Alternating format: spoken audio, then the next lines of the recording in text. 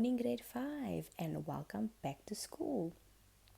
I hope that you are all doing well and that you are happy and healthy, and most importantly, that you are staying safe at home. So, we are starting today with our first online lesson. So, today we have a fun lesson.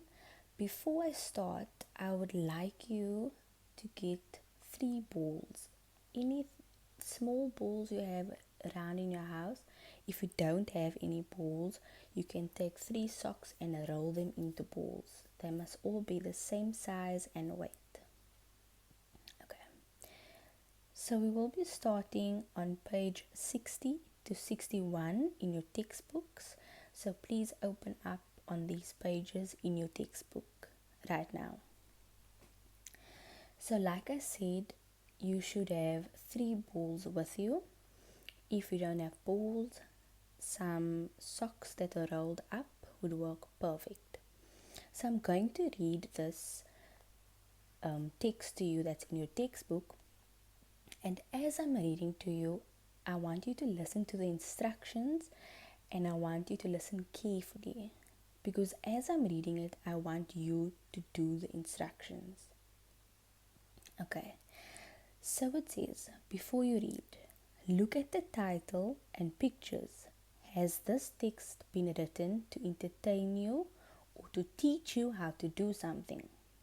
So, at your first glance of looking at the page, do you think that this is going to entertain you, or do you think it's telling you to do something?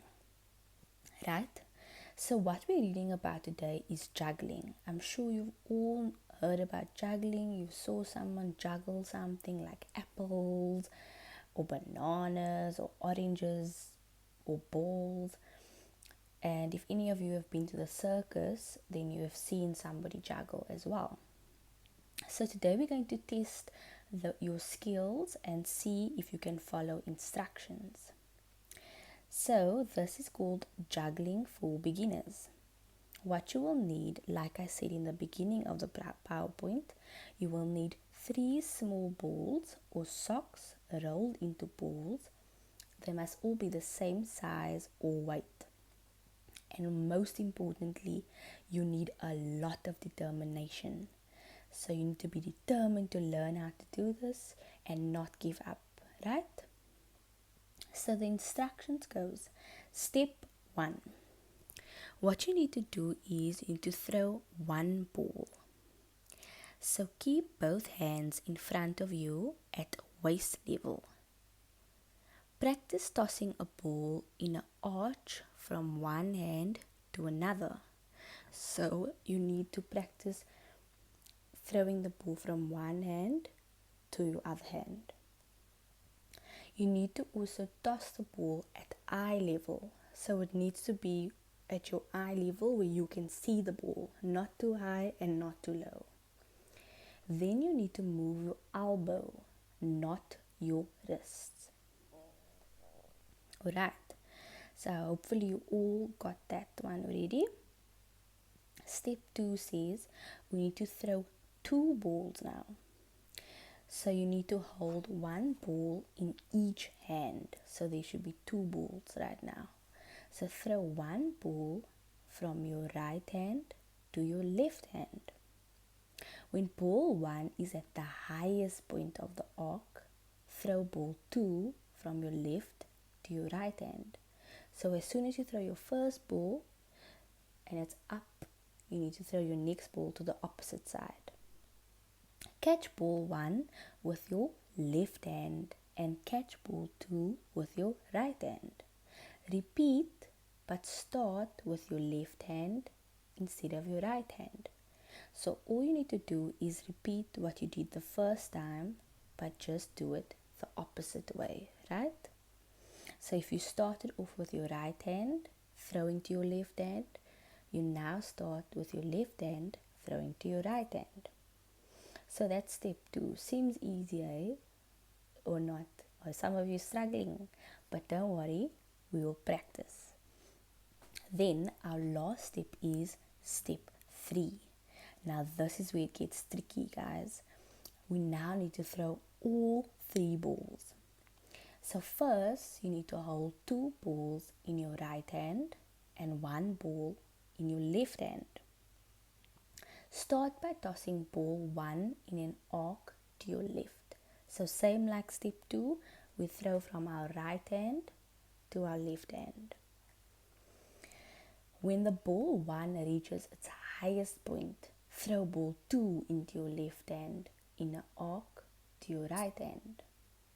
So it's getting a bit tricky now, guys. So we need to throw ball 1 till it reaches its highest point, and then throw ball 2 into our left hand in an arc to your right hand, so the opposite side. So when ball 2 reaches its highest point, toss ball 3 from your right hand to your left hand. So at this point you're throwing all 3 balls, right? Then you need to catch ball 2 in your right hand. So when ball 3 reaches its highest point, throw ball 1 from your left hand to your right hand. Sounds like a lot happening at one time, I know, but just remember we need a lot of determination. So you can keep practicing that until you get it right. And then it says catch ball 3 in your left hand. And like I just said, keep practicing. So I know it's maybe sounding a bit overwhelming, but if you just practice, you will definitely get it right. Okay, so here they gave us some useful tips. Use balls of different colors. So this will help, because if you're throwing 3 different balls at the same time, it can all look confusing. But if you have different color balls, it will make it easier to distinguish which one you threw first and which one you need to throw, and then the last one you need to throw, right? And then the second tip we have is practice regularly for short periods. So practice makes perfect, right? So here we can see they gave us a little diagram of how to do it with little pictures. So there's picture 1 to 6. So in picture 1, the boy has all 3 balls, right? So 2 in the right and 1 in the left. So then he first throws 1 from the right hand to the left. And then in picture 3, as the one is going from the right hand, he throws a second ball from his left hand to his right hand. Picture 4 then shows how he throws the second ball to the opposite side, and it's almost going in a circle, right? And that's how juggling works. At the end, you're juggling all 3 balls, and it's moving around from your right hand to your left hand, from your right hand to your left hand, right? Okay, wow, wasn't that a workout? So we are now on page 62.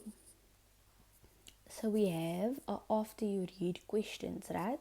So I just read you the instructions, and now I want you to read through this page and answer the questions. So there are 5 simple questions about what you just performed. Okay. On page 62, they also give us a word list. So in our word list, we have the word beneficial, which means something that is good for you, right? Something that will benefit you in a positive and a good way. We also have the word coordination. So this is how different parts of the body work together. So for example, a bicycle. A bicycle has wheels, it has handlebars, it has a body, right? And all of these things work together. And just like our body, we have different body parts, and they all work together to help us coordinate, right? And to move. Our last word in our word list is reflexes. So reflexes are very fast reactions. So if you're maybe playing soccer and somebody kicks a ball and on accident it almost hits your face and you move back, that's your reflexes. It's your body telling you that you are going to be in danger and you need to move, or else you will get hurt, right?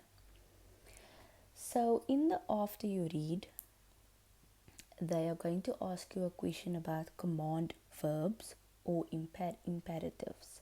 So do you know what that is? It says here that these are instructions. Use command verbs to tell clearly what to do. For example, cut, hold, mix, stand, or stick.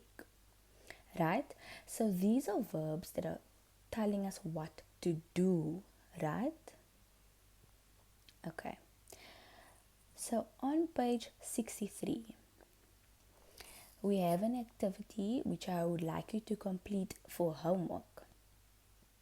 So we have another block here which says full stops and abbreviated words. So it gives us the definitions of these words, right? So words can be abbreviated in many different ways. So the definition of abbreviation is any word that has been shortened is an abbreviated word. Full stops are only used when a shortened word does not end with a letter that ends with a full length word. Example, we have mon with a full stop, which is abbreviation for the day Monday, which is today, right? Then we have acronyms. So acronyms are made up of the first letters of a string of words.